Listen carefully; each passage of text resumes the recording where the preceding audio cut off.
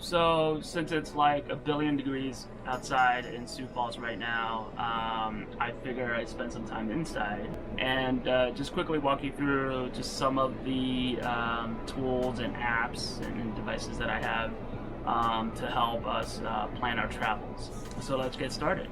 When we're looking at destinations, the first tool that we use is RV Parky. I think RV Parky has been one that I've really grown accustomed to, and it's worked pretty well for me. There are some kinks, but for the most part, I've gotten pretty used to it. So I'm on the site now on my laptop, and let's just take a look at the trip that I've been working on for our trip in Michigan upcoming in August. So let's go to Continue Week in Michigan. And you'll see that I have our major stops already planned out there. So in each of these destinations, you're able to put in the number of nights that you're spending there. It doesn't give you a place to really capture how much you're spending on camping, but it does give you the opportunity to add a note. So that's what I put here. So we're spending $120 here. Manistee, we're spending $150, and then Traverse City we're spending $180. You'll see at the bottom there's also an area where it's calculating the total distance that you'll be driving and how many nights you're gone for, how much driving you're gonna do, and then most importantly your fuel cost and your miles per gallon. So 11 I feel like has been average for us in the Durango. Fuel prices have been in the $2 range. One of the things that you'll see on this map here is that when we're ready to go home from Traverse City, it's having us take a ferry. I don't think we're gonna do that because that requires us to leave our pets in the car, and just during the summer I don't think I'm comfortable with that. So what I'm gonna do here is that after the third stop, I'm going to hit this little cross the green button to add an additional stop. And here's where I think a tool like RV TripAdvisor might be a little bit better, because it automatically starts to calculate the distance based on your driving parameters and how far you want to drive. But for me, I think I've just kind of been guesstimating a little bit. I know we're probably not going to do the entire 10 hours back from Traverse City to Shakopee in one day. That's probably just unrealistic, especially if I don't want to do the ferry. So we're gonna have to go around Lake Michigan, and so let's just see what happens if we put in Elkhart, Indiana. And apologies if it's shaking. So we'll do that. And that you'll see here, it says it's a 3 hour and 49-minute drive. So let's just say Elkhart is not far enough, because it's 3 hours. We could definitely do more than that. And ideally I'd like to find like a halfway point. So if I were to want to drive around 5 hours and Elkhart gets me around 3 or 4 hours maybe, do I want to go somewhere like Rockford, Illinois? Okay, so you'll see here that to get to Rockford, Illinois, it's approximately 6 hours, which is a nice distance. We'll be driving 400 miles, and now here's a button that says you can find a place to stay. So it'll zoom into the area, and what we probably want is just it's a quick stop, so we could start seeing like if there's Walmarts that we want to stay at. Do we want to stay at a Cracker Barrel? And if you click into it, there's reviews. So like the Cracker Barrel in Rockford, 5 reviews, and people are claiming that they allow overnight stays, which is not unusual. So that is a viable option for us. At the same time, if we wanted to, we could stay at Black Hawk Valley Campground. You see there's water connection, electricity, 50 amp, up to 50 amp of power, and sewer. And it's relatively cheap if we want to do an overnight here. and then just head home the next day. So I think that could be what we do. So let's click here. Oh, it's nice. They give you a map right here. So you can read the reviews below. And then what we could do here is say add to trip. And then we'll say select for this stop. So now that's added the stop to our itinerary here, and we'll just say we're going to stay one night here, and let's just assume that it's a $45 night stay if I add a note here, right? And then automatically you'll see from Rockville, Illinois back to Shakopee, our drive the next day would just be around 5 hours, which wouldn't be bad, because we'll probably want to get home sooner than later on a Sunday so that we could get everything tucked away early enough and then have time to relax, so that we're not rushing before work the next day. Okay, so that's RV Parky, and that's how we that's how I use it. In terms of actual navigation on travel days, we have a Garmin RV GPS device. This I acquired last year, and it's been working pretty well. So I'll take you through just like a quick demo of some of the basic features that we use. It has a lot of advanced features. It can connect to your phone, yada yada, all that good stuff. But at its core, there's just several features that we use, in particular while we're driving on a travel day. Okay, so here is the Garmin RV GPS device that I picked up, and this is what we use in the vehicle primarily to navigate, especially on travel days. So with this GPS device, what you could do is you could have profiles. So right now you see I have it on the trailer profile. If I go into settings, you can see vehicle profile. I can switch that to car when I'm unhitched, and then the way it routes will be a little bit different.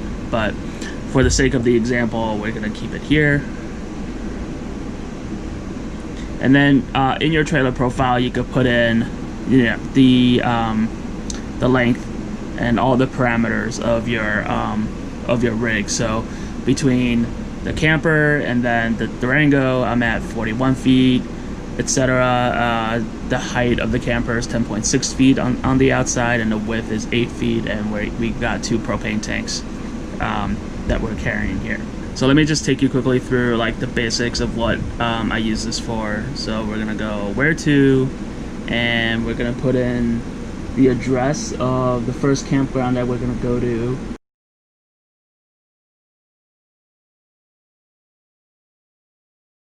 It should get. Oh, okay, well, it's not exactly there, but let's go. We'll go here, and then we can say go.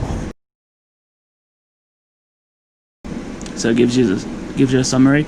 Once you start driving, there are a couple of things. So it gives you your current speed, your speed limit, and then it says you'll get there in about 9 hours and 28 minutes. If you tap that, it'll give it to you. It'll give you a couple of few different options and what you actually want to show in that particular area. I usually flip back and forth between like arrive in, this one, and then also destination distance. So so that's the first part. While we're on our way though, I like to use this. Hit this button and you can say up ahead.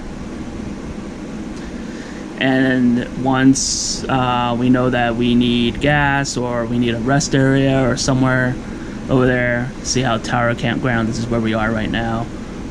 Once we know that we need just some services, I hit that, and then you can hit this and say, and it'll pull up more databases of like where you want to go, and then you can flip through it. So yeah, just a quick demo of how we use the GPS device itself.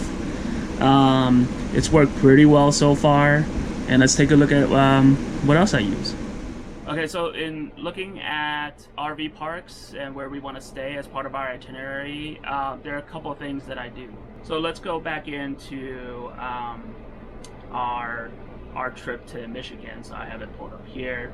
You'll see here that our first stop is at Union River Big Bear Campground. So let's click into that, and you see all the information that was on the laptop is down on the mobile device. I go down to get directions, but I'm not really getting directions. I tap on that and it pulls up Google Maps. Okay, so Google Maps is pulled up, and now I could tap into Union River Big Bear Campground, and you'll see that it opens up the listing itself, and then I could tap on photos just to see what the campground looks like, so I get a good feel for it. So sometimes Google Maps will have enough information, enough photos to help you get a good feel. Sometimes it doesn't. So that's when I go back into RV Parky, and then I click on the website, and it takes us to the website, so you'll the campground itself. So you'll see I'm on the Union River Big Bear Campground website, and stay connected. Facebook, I found, is another good option. You don't even have to log in to look at photos. So I like to tap on photos.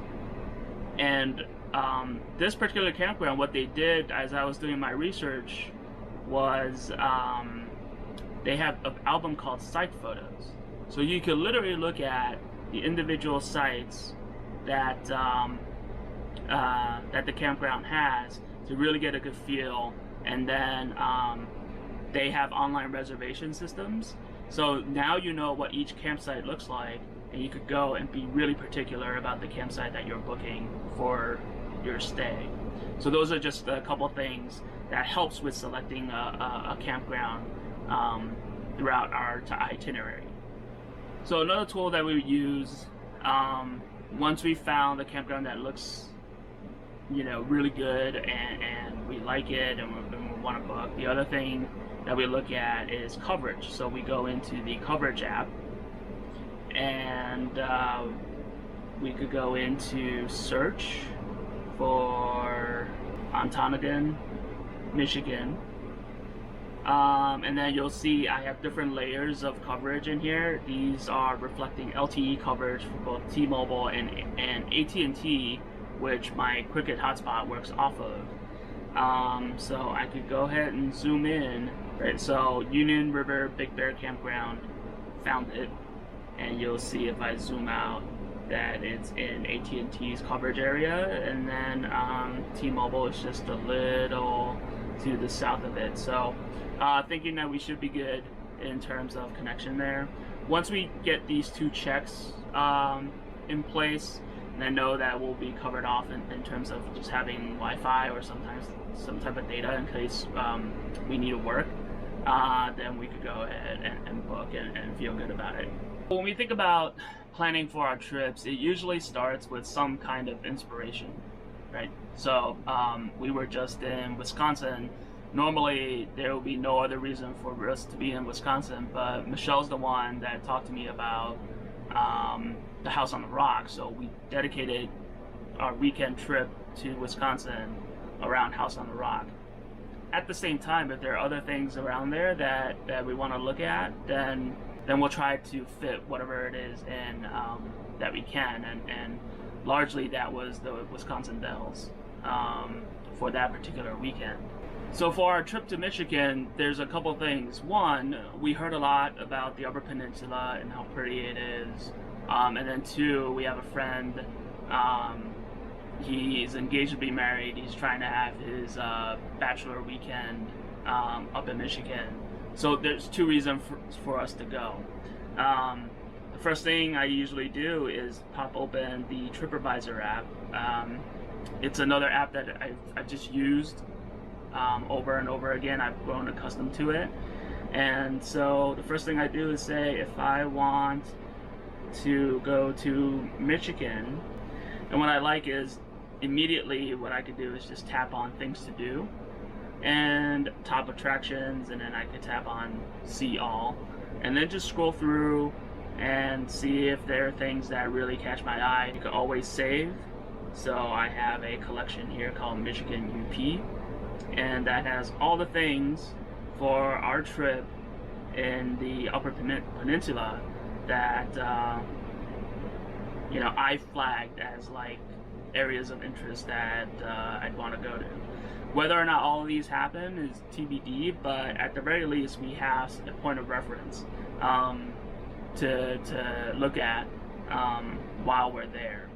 Alright, so that's in a nutshell all the tools and the devices that we use to plan our travels. I'm hoping that I achieve a pretty good balance of like finding areas that are of interest, understanding by and large how to get there, where to stay, and then making sure we have proper services that we need, especially with internet, and then making sure that there's enough things around there that that we're curious and interested in. Yeah, so I hope this was helpful and at least a good starting point for everybody, and I'm pretty sure most of you can expand on it as you wish. I hope you enjoyed it. I hope you'll get something out of it, and thanks for watching.